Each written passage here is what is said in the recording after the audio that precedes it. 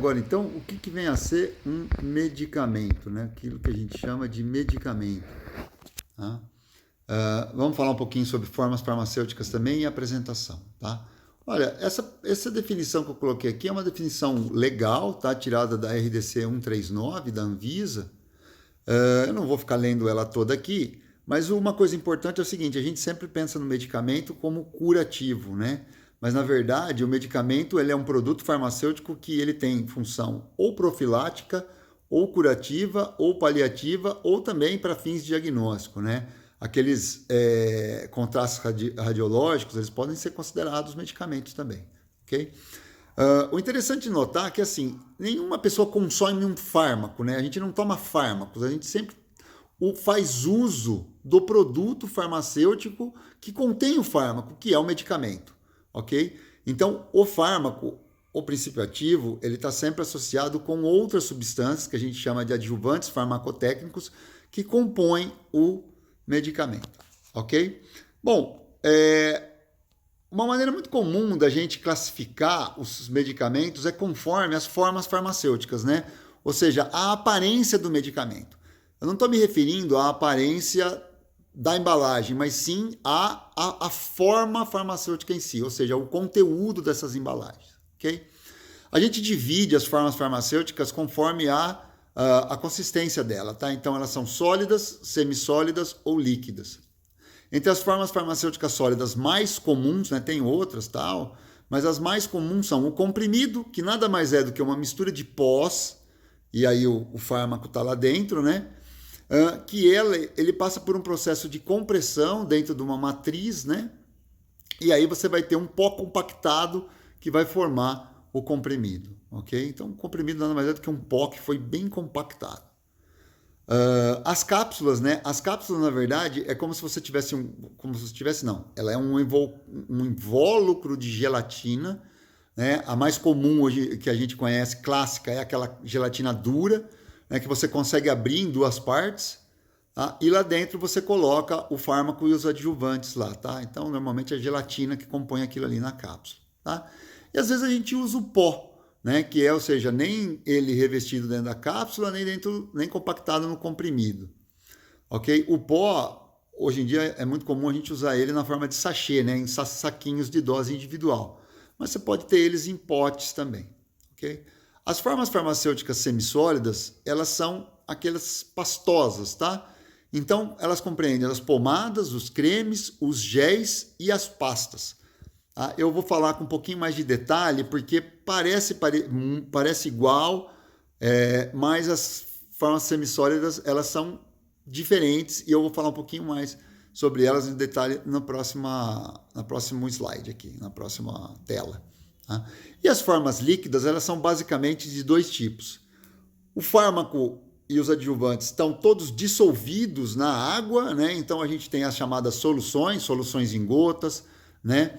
Soluções orais, o xarope é uma solução, tá? E a gente tem as chamadas suspensões. Nas suspensões, o que acontece?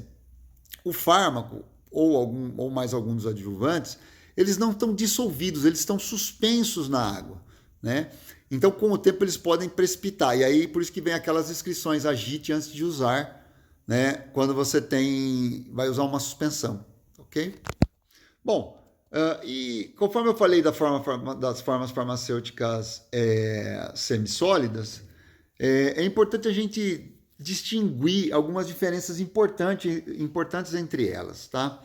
Aquilo que a gente chama de pomada, na verdade, ela é formada por uma base que ela é bem oleosa, né, bem pesada, assim, ao toque você coloca a sensação gordurosa na pele, assim, tá? O fármaco ali dentro ele está insolúvel, ou seja, ele está ali sem dissolver naquela base, tá? E é por isso que a aparência e a textura da pomada ela é uma aparência opaca e granulosa, né?